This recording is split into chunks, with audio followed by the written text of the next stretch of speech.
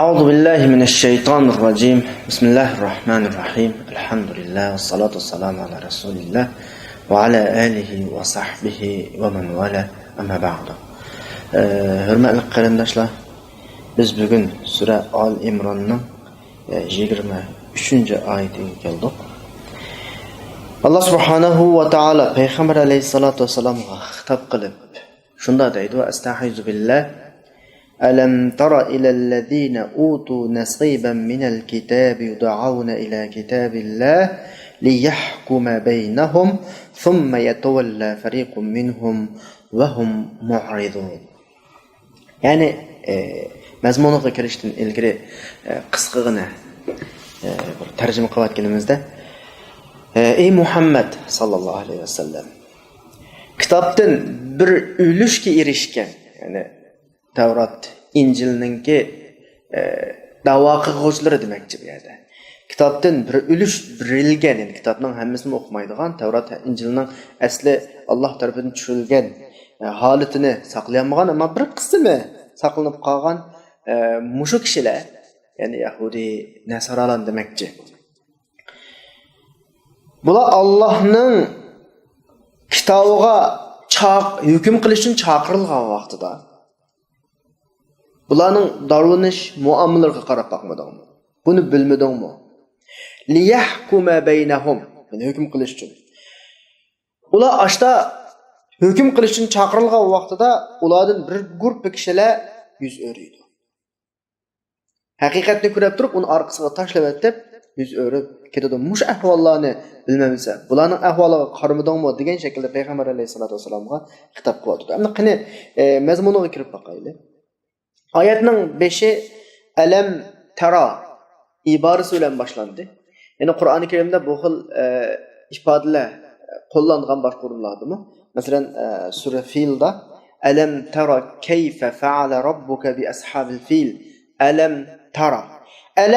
tara degan bu so'zning o'zini tarjima qilgan vaqtda ko'midingmi degan ma'noda. Me'lum bilimiz ko'rash degan ko'z bilan bo'ladigan ish harakat. Yani insondagi idrakat vasıtlarınınki birisi. Bu yerda payg'ambar alayhisolatu vasallamninki o'z zamonasida yuz bergan ishlarga qarata qo'llanilgan. Ya'ni navbat Rasululloh bilan birga yashagan shu ahli kitobninki o'zining kitobig'i, hatto o'zining kitobiga demakcha. Masalan, Yahudi bo'lsa Tavratga, Xristian bo'lsa Injilga tutgan muomalasini bizga oshkorlayapti Alloh subhanahu va taolo. Bizga o'rtaga chiqaryapti. Qur'oni Karimning boshqa o'rinlarida ishlatilgan yerda alam tara degan so'z ko'midingmi? Masalan, bayat o'qigan sura Fildagi sen fil egillarini Robbingning qanaqaligini ko'midingmi degandagi ko'rash hozirgi ma'nodan sal farqli. Ammo ikkisini o'rtadagi munosabatni bog'laymiz. Ham insonda idrokat vositalari har xil. Ba'zini anglab idrok qiladi, ba'zini ko'rib idrok qiladi. Ba'zini his qilib o'zining aqli bilan idrokat qiladi. Ammo shu idrokat vositalarining ichidagi birinchi darajalik idrokat vositasi ko'rish. Ko'rgan narsada hech qanday shak qolmaydi. Moyatda Rasululloh o'z zamonisidagi Banu Isroil, ya'ni Yahudi, Xristianlar Rasulullohga ko'rsatilib turib, sen musulmon ahvoliga qaramadingmi? Tamam, bu yerda uyg'un qarash, ko'rish.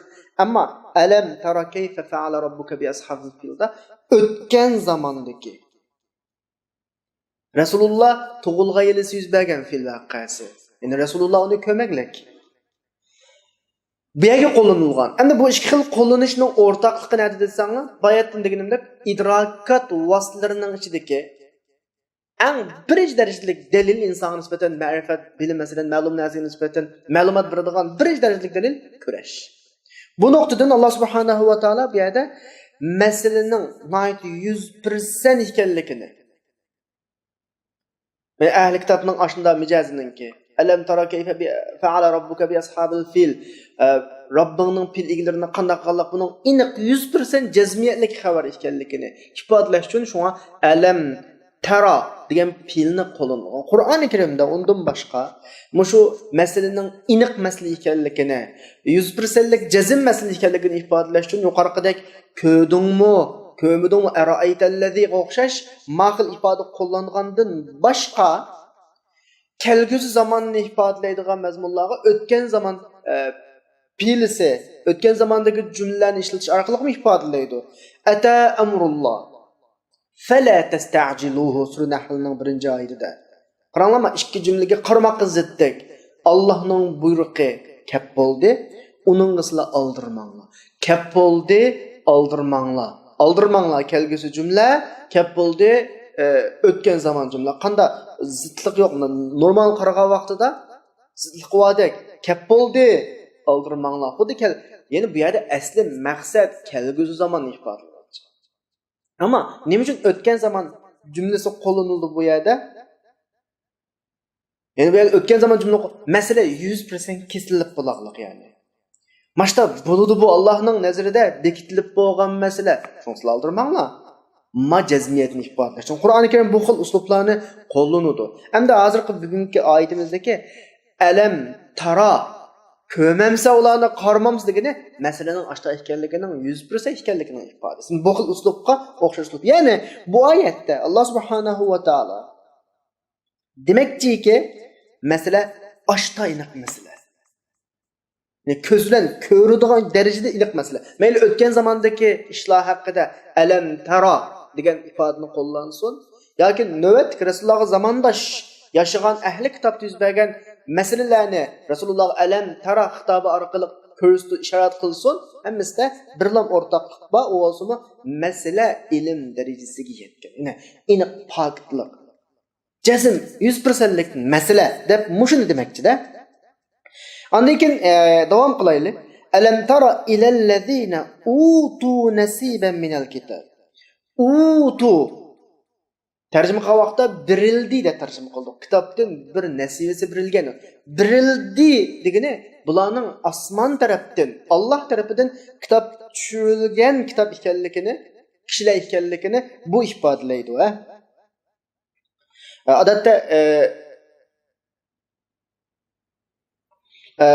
şu samaviy kitoblarninki birilish, samaviy kitoblarning ma'lum bir qavmga avatilganligini ifodalash nuqtasida Qur'oni Karimda ko'p hollarda birisi utu, ya'ni birildi degan nom, xuddi yuqori tarafdan birilgani, birisi nazala, undan keyin unzila, nuzzila degandek fe'llar qani qo'llanildi. Yani bu samaviylikka, ya'ni tushirilgan maqomning yuqorligining ifodasi. Undan keyin oyatdagi nasiban minal kitob, kitobdan bir ulush deb tarjima qildik qo'ydi. Asli nasib degan asl lug'at ma'nosi nima? Desa, bir odamning ma'lum bir taqsimotga erishadigan ma'lum qismi narsasi nasib bo'ladi. Masalan, o'rtalikda bir 20 lira pul bor deyli. 10 o'ylan bor yoki 5 o'ylan bor. Biz uni ulashdik. Ya 2 liradan yoki 3 liradan tegdi bizga, har birisimizga. Shu har bir odamning erishgan narsasi nasib. Ulush degan ma'noda.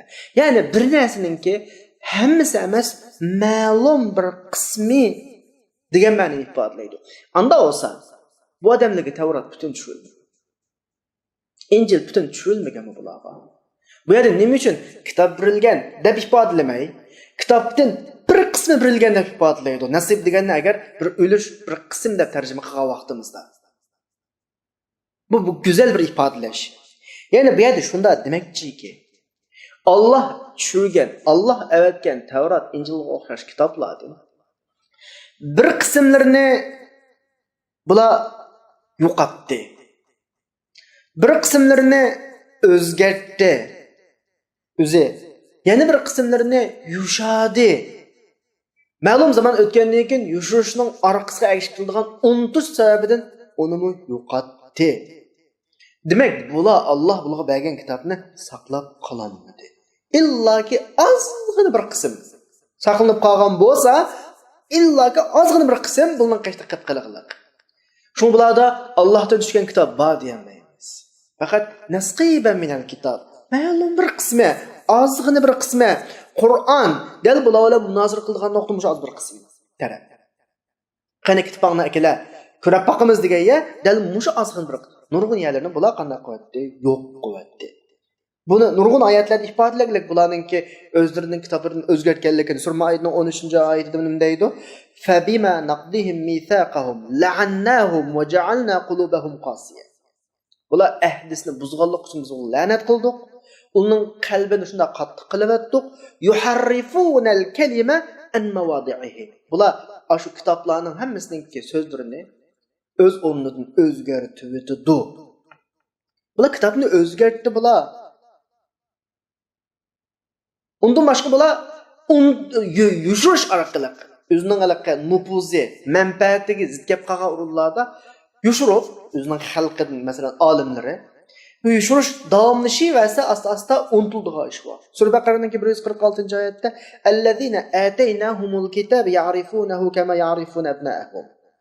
Biz kitob bergan ahli kitoblar payg'ambar alayhisolamning bolalarini tunug'andek tunuydi asli kitobda to'liq ba uning nimasi sifati.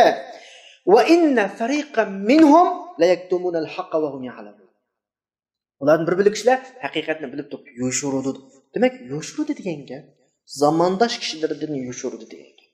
Zamondosh kishilardan yo'shurudi degan gap vaqt o'tishiga ergashib bular unutildi. Chunki ularning zakirasining kedidi bor. Bu bir. Ikkinchi nuqta, avvalqisi o'zgartganlar, ikkinchisi yumshag'anlar, shu tufayli unutib. Ya undan boshqa yana bir bilik Al-Imronning shu Sura Al-Imronning 78-oyatida va inna fariqan minhum va inna minhum la fariqan yalwuna alsinatahum bil kitab litahsabuhu min wa ma huwa min al-kitab wa yaquluna huwa min 'indillah wa ma huwa min 'indillah. Ahli kitobdan bir bilik kishilar tillarini igidu, ya'ni o'zgartirdi demakchi yani. Sen uni kitobdan o'xshaydi deb o'ylab qo'y. Albuki kitob emas. Allohning qashdan tushganda, albuki Allohning qashdan kelmaganlik. Va yaquluna alallohil kadiba va hum bilib turib Allohga va hum ya'lamun. Bilib turib Allohga yolg'on. Demak, bularda mushta ahvollar bor. Kitobni o'zgartirish, yushirish, shuni orqasidan kelgan unutish va masalani boshqalarga xato tushuntirish. Mana bularning hammasini xulosalagan vaqtimizda. Bularga berilgan kitob nihoyat ko'p tajovuzchilikqa uchragan. O'zgartirilgan o kitob asli holatini saqlab qolanmagan. Demak, unda kitob bor demaymiz. Dish to'g'ri kelib qolsa, kitobdan ma'lum bir qismi bor. Oyatdagi utu nasqiban minal kitob degan dal shu. Endi Qur'on, mush Tavrat, Injilni akilib akila kitob. Biz munoziralashni degan dal osh taraf. Dal Qur'on tasdiqlaydigini shu taraf. Boshqa oyatda, mana bugungi oyatimizda nihoyat go'zal bir ifodalangan bu yer.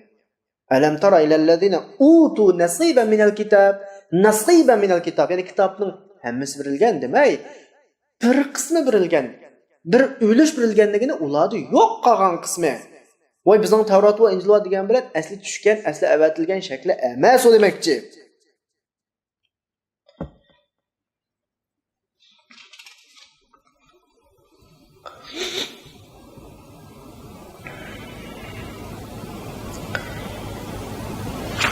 Andikin oyatning oxirisida Alam tara ilallazina utu nasiban minal kitab yud'auna ila kitabillah.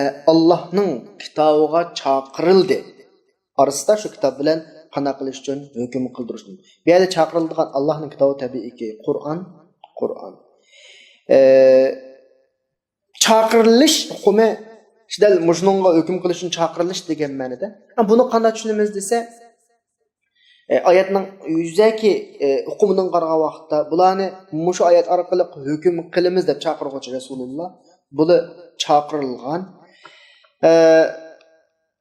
Utu nasiban minal kitob degan mazmunga qarasak, kitobdan bir qism berilgan degan gap qarag'an vaqtda dal bularning Rasululloh Allohning kitobi bilan hukm qilamiz deb chaqirgan tarafi va kitobdan bir ulush berilgan degan bu nuqtalarni qilgan vaqtimizda bu yerdagi bularning bir rasvolik o'rtaga chiqadi. Ya'ni demak cho'g'ini Tavratda asli saqlanib qolgan Alloh tushirgan asli hukm bor. Ma'lum darajada Rasululloh dal Qur'onga bularni hukm qilishni chaqirdi. Nima bilan desa Qur'on bilan ve şu Tevrat saqlanıp qalğan əslidəki, çünki Qur'anın hökmü şu. Bular özünün kitabıda bar bolğan əsli hökmni göz aldığa keltirilgəndən keyin bundan yüz öyrədi. Dəl bu bularning rəsvalıq tərəfi bu. Məsələn deyli bir misal alsaq, İbrahim aleyhissalatu vesselam'ның haqqıda bular dətalaş qılıb İbrahim aleyhissalam Yahudi deydi. Bir misal. Yani Hristiyanlar İbrahim aleyhissalam Hristiyan deydi. Kur'an kesip reddiya qaytıdı bunu onun dedi. Ma kana İbrahimu Yahudiyan ve la Nasraniyan. Yahudi İbrahim emas. Hristiyan Nasrani emas. Ama kana hanifan muslima. Walakin kana hanifan. Ve ma kana minel müşrikin. Bu degan haqiqiy to'g'ri yo'lda mangan musulmon edi, mushrik emas. Nimishqa? Chunki Yahudi degan so'z İbrahim Aleyhisselam'dan keyin paydo bo'lgan so'z. Nasrani degan so'z İbrahim Aleyhisselam'dan keyin qolgan so'z. Buning azroq aqli bo'lsa, bu nuqtani qanaqa ayirib ola oladi. O'ylamasdan ta'assublik tufaylidan İbrahim bizdan Yahudi. Abirsi İbrahim Hristiyan bizdan. Mana şekilde davatıdır. Hem de muşu mu? Ayetinin özge qaytın bir qarağa vaqtimizda Allah'ın kitabıga hüküm qilish uchun chaqirilsa deb bo'lib, "Thumma yatawalla fariqun minhum." Ondan keyin ulardan bir bo'liklari yuz o'riydi. Biz bayatdan inchki bir nuqtani qisqardik yani. Kitap Kur'an bo'ldi. Utu nasiba minal kitab deb nasibni tilga oldik. Bu nuqtadan Qur'on bilan ularning kitobida saqlanib qolgan o'rtaq bir taraflar bor. Bular mujnundan yuz o'riydi. O'zining kitobida bor. Nima uchun yuz o'riydi? Sura Al-Imronning 19-oyatida biz din odamlarining o'ttirida chiqqan ixtilof, da'talash bag'yam baynahum deb so'zladik. Dal bag'yam baynahum masalasi. Ya'ni bular yükselişni, yoki o'zining navbatdagi nupuzini saqlab qolish masalasi. Masalan, bu yerda bir hikoya bor, bir qissa bor. Xaybar Yahudlardan ikkisi, bir ayol bir er zina qildi. Her ikkilisi shu Yahudlar orasidagi nupuzli kishilar edi. Bularni boshqalar jazolagan jazolasi bo'lmaydi bularningcha. Shuning bilan Tavratda bu haqda kelgan hukmning o'rtig'i chiqmaslik uchun Tavratda rajm ekanligini edi. Bular hilishiltiklik. To'xtab turaymi shu Muhammadning qashqabarida sallallohu alayhi vasallam.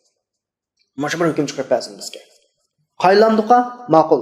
Mana o'zaro deyishdi-da bular. Nimishqa bu ishni Rasulullohning qashqaridi? Iymon aytolmasa aytmaydi. Nimishqa bu ishni Rasulullohning qashqaridi? Acaba Rasulullohning hukmiga rozi oldimi bular? Masala hilishiltish. Rasulullah'ın hükmüne razı olsa Resulullah əpkəgən bu dinə razılıqdır əsli. Fəqət mənfəət məsələsi. Yəni bəğiyən beynəhum, yəni özünün nupuz məsələsi. Bolmasa onda əhvalımız Resulullah'ın qaşqı bağmaydı olar. Resulullah'ın qaşqı verişi ularning təfəkkürünün nima ekanligini bizga gapirib Resulullah'ın qaşqı bağğanlığını uzlan bular din məsələsidə haqiqiy ixlosman emas ekanligi. Nupuzning birinchi darajalik, birinchi o'rinda ekanligi, manfaatning birinchi o'rinda ekanligini bizga ifodalab turadi. Biz buni ko'rib olaymiz, mush ishtilab. Masalan, shu rejimdan boshqa bir yangi hukmdan birini chiqarib bilan bir taraf qilmoqchi.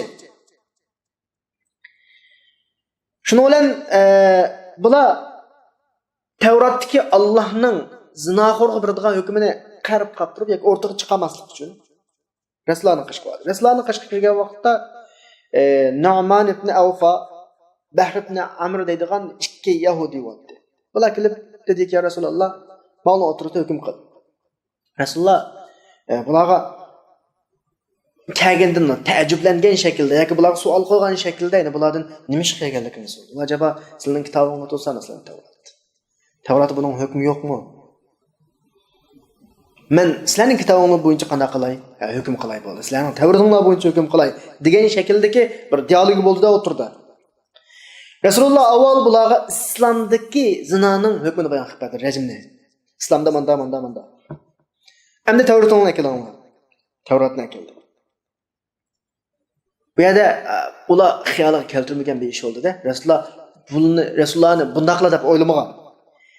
Rasululloh Tavratni chaqirib, kimning Tavratni eng obdan bildiganligini, kimning olim ekanligini ularning orasidan so'rab, Abdullah ibn Suvariya ismli birisini akeldi. Buning Tavratni bir o'qidi. O'qib kelib, rejma aytiga kelgan vaqtda da qo'lni qo'yib olib davomlashtirdi. Dal shu vaqtida bu so'rinda Abdullah ibn Salam bo'ldi. Abdullah ibn Salamning hikoyasini men aytib bermasam turib qissani. Ya Rasululloh ko'midingmi alqini bilan yog'ib olib keyinni o'qiyotdi dedi. Da odamning qo'lini tortib oldi. Naq shu yerda rajmining oyati bor. Zinaxorga rajmi bilan jazo berilganlik oyat tushadi.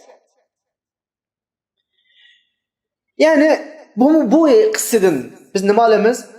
Rajmining jazosi Tavratda Qur'ondagi jazolarga o'xshash. Yani islom bizga bergan rajm jazosi Tavratda bilan aynı. Rasululloh sallallohu alayhi vasallam Allah bu şeyde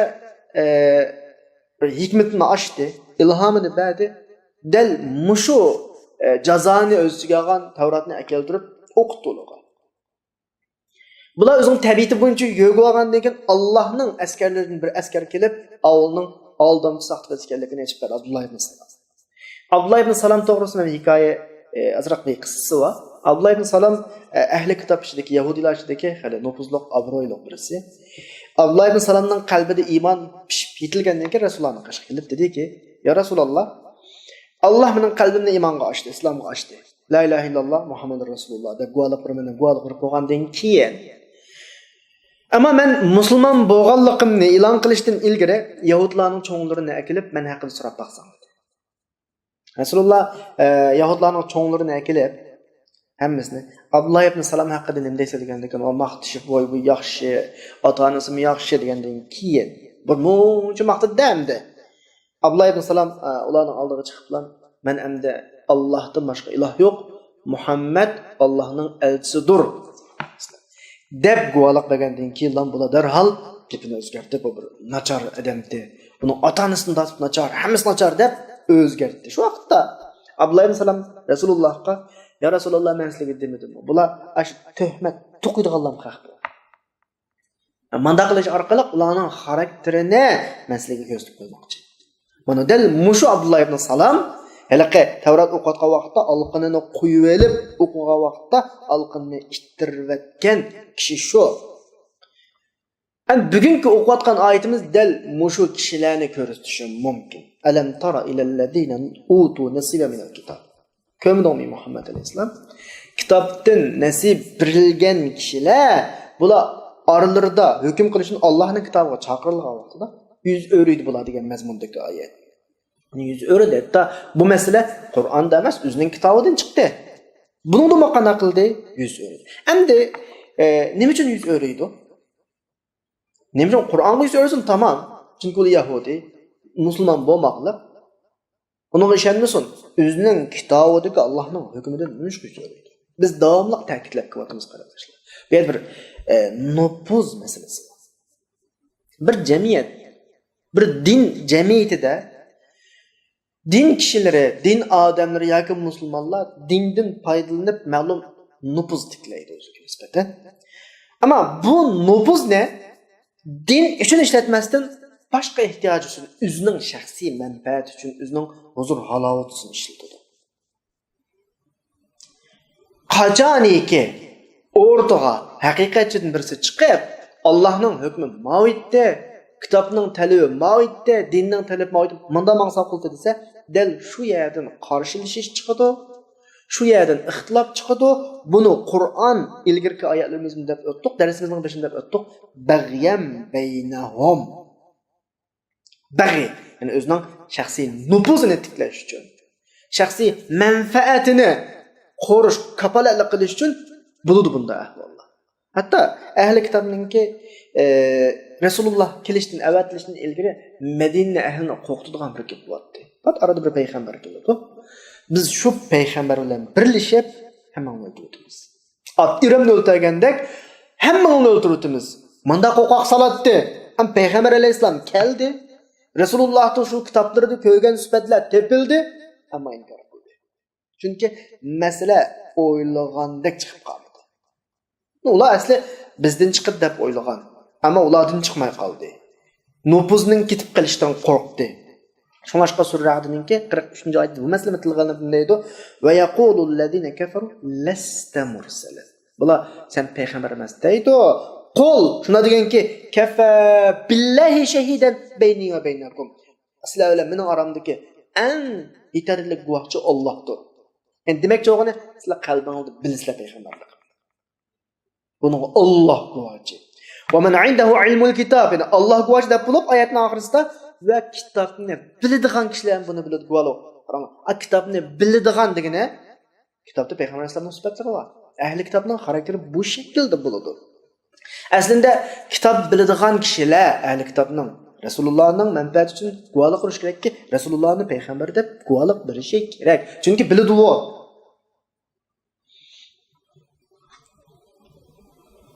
Shunga biz bu yerdan o'zimizga qarata shunday bir prinsipni olamiz. Din tarafida turib, din yo'lida ketib etib, din prinsiplaridan qanday bir prinsiplarni birov o'zgarsa, cho'qim o'zining nupuzi, manfaati, ya ma'naviy ya moddiy olsun o'zining bir manfaati uchun bo'ladi. Chunki dinning ta'limotlari har zaman shaxslarning manfaati uchun kelmasligi mumkin.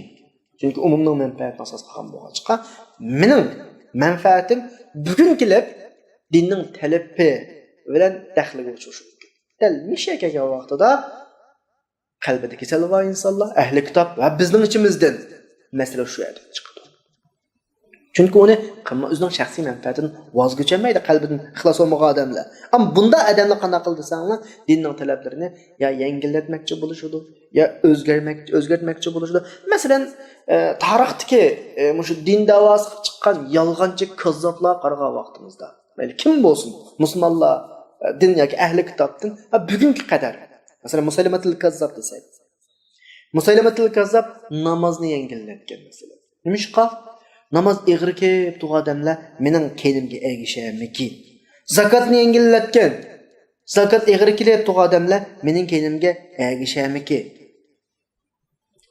Demak, bu nima desanglar, har qanday bir din nomi bilan o'rtaga chiqib, o'zining ergash kuchlarini avutish uchun, nupuzini tiklash uchun, shaxsiy manfaatga kafolatlik qilish uchun dinning ba'zi taklifotlarini qayrib qo'yish, dinning ba'zi mas'uliyatlarini suslashtirish, dinning ba'zi talablarini amaliy ijro qilmaslik hammasi nima desa, dindagi yolg'on da'vo, iymonning rostchil emasligi. Bu shaklda haqiqiy rostchil iymon, haqiqiy rostchil da'vo boshdan oxir dinning manfaati, sening manfaatingga uyg'un kelgan vaqtda bo'lsin yoki qarshi kelib qolgan bo'lsin, ash dinning manfaatini asos qilib, umumning manfaatini asos qilib, ma'aliq odamlar haqiqiy sodiq odamlar. Amaliyotda bu anda asos emas. Anda asos emas. Qur'oni Karimda "Vasta'inu bis-sabr was-salat" sizlar bütün qiyinchiliklarni mustahkam turish, chidamchanlik va namoz bilan yenginglar deb bo'lib, "Va innaha lakabiratun illa 'alal khashiin." Bu Allohdan qo'rqadigan kishilardan boshqasiga ig'ir keladi dedi Qur'on. Ig'ir keladi bu. Chunki haqiqat yo'lda maqmoq oson emas. Yana bir oyatda "Va'mur ahlaka bis-salat wastabir 'alayha." Sen ahlingni namozga buyur va buningga bardoshlik ber. Chida. Qana chida da'vati bu. Har qanday ishda chidamchanlik kerak. Ammo misha kelgan vaqtda qalbida kasal va odamlar bulanmaydi. Mayli uning dindagi darajasi qanchalik odam bo'lib ketsin, yuqorisi biz bayat degandek dinning olim ulamolari degan nomga kirib olgan kishilar va ahli kitobning voqealikni bekorga so'zlamaydi bizga Qur'onda. Buni anglab qo'ydigan qissada senda muashta ahvol ko'rlab qolsa ayni hukmni sen demakchi. Agar biz ahkomni o'zgartsak, kitobning ahkomlarini o'zgartsak yoki ko'z yumib olsak, bilmasib olsak, manfaatimiz yetganlik uchun demay qo'ysak uni, o'xshash hukmdir biz. Allah subhanahu va taolo o'zi yaratgan kishilarning ahvolini tafsilli biladi. Uning ojizligini biladi. Nimaning ig'ir keldiganligini, nimaga chidayolaydiganligini biladi. Allah shuni qarab qiliqliq. Azroq jafo qildiganlik rost, ammo chidayolmaydigan darajada emas. Agar normal holatdan eshib ketgan bir holat bo'lib qolsa, unga qasr masalan. Kasal bo'lib qolsa o'tirib o'qish masalan, jiddiy ahvollarda jami qilib o'qish. Bularning hammasini Alloh yo'l qo'ygan emas. Endi dinning taklifatlari biz shuni demoqchiki, dinning prinsiplari hech qachon inson bulanmaydigan yerda emas. Faqat azroq mashaqqati va haqiqat yo'lda mangan kishi shu mashaqqatlarga chidish kerak. Onashqa bir belge alametnin birini özümüzge koyuverişimiz gerekki, dinning ahkamlarini işlerini yaptırış için veya bu sebep bilen yengilletkenler, dinning teklifatlarını yo'qqa chiqarganlar, haram ishlarga yo'l etpaganlar, atrofimizdagi odam, atrofimizni tarab ketamo, ergash kuchlarimizni yenib qolam, ularning hammasi munharif yo'ldan chiqmaganlar. Ahli kitobning dal ahvoli shu, Alloh bizga bu nuqtadan bu oyatda ularning bu ahvolini bizga ichib beribdi. Davatidu, mashta qildi ular. Kitob birilgan degan yana. Bular bilib turib, mashta qildi bular deb bizga ichib beribdi. So'ngashqa Yahudi ahli kitoblarning umum ahvoliga qarasak, bular o'zining ergash kuchlarini atrofini qochirib qo'ymaslik uchun masalan favqulodda yengillashtirdi. Qiyomat masalasi kelsak, oyoq biz degan necha kun kiramiz jannat do'zaxga. Do'zax kirib qoldikmi? Necha kun kiramiz? Necha kun kiramiz deydi. Nurg'un halollarni harom qilib o'tdi. Nurg'un haromlarni halol qilib o'tdi. Qad faradallohu lakum tahillata aymanikum vallohu mavlakum va huval alimul hakim. Sura Tahrimning 2-oyati. Bu ahli kitobning nurg'un halol, haromlar bor. Nurg'un gunohlarni agar kishilarga qilsang bo'ladi. Nimishqa? Shuna bir fatvo chiqardiki, sen do'zaxga chiqib kirmaysan. Biz Yaqubning bolalari biz, mana fatvolar qaranglar. Yaqubning avlodi biz. Biz degan Allohning bolalari, nauzubillah. Abnaulloh. Allohning do'stlari, ahbabulloh. Bizni do'zaxga sulamaydi. Sulusimi? Hech kim sulaydi. Alloh o'zining bolalarini, o'zining do'stlarini ko'ydiramda? Yo'q. Xuddi Ayyub alayhisolatu vasallamni o'zining qasimidan sura Sotda bayon qilingan 44-oyatda va xud bi yadika dughtan fadrib bihi qasimidan yuzni urushga qilgan qasimidan yuz bog'lam o'chobni akilib bog'lab birini silish orqali qasamini ado qil deb Ayyub alayhisalomni ado qilganidek bu qasimidan bo'shatganidek yengillatganidek bizni mashta qiladi. Biz do'zaxga kirmaymiz. Yaqubning avlodi biz. Allohning tanlangan bandlar biz. Do'zaxga kirib qolsaqmi? Bular deydi. Vaqti qisqa bu bir. Yana birisi o't butunlay ko'ydirmaydi bizni. Bunda alam yiqilish bitib ketadi. Lan tamassanan nar illa ayyaman ma'dudat. Necha kun o't qist bitib ketadi. Xotirjam bo'linglar. Qiliva. Ana bu ahli kitobning ahvoli. Bu ahvollar bizni ko'rib qolmasin. Alloh subhanahu va taolo hammalarni haqiqat yo'lda oxirigacha mustahkamlanishga nasib qilsin. Allohning diniga haqiqiy qalb bilan, samimiyat bilan esildigan oshkora bo'lgan, oshkora bo'lmagan taraflarda dinning butun talablarini chin dilimizdan chiqib turib qiladigan, Allohning diniga ishlatmaydigan samimiy, sodiq musulmonlardan qilsin. Va axiru da'vana anil hamdulillahi robbil alamin.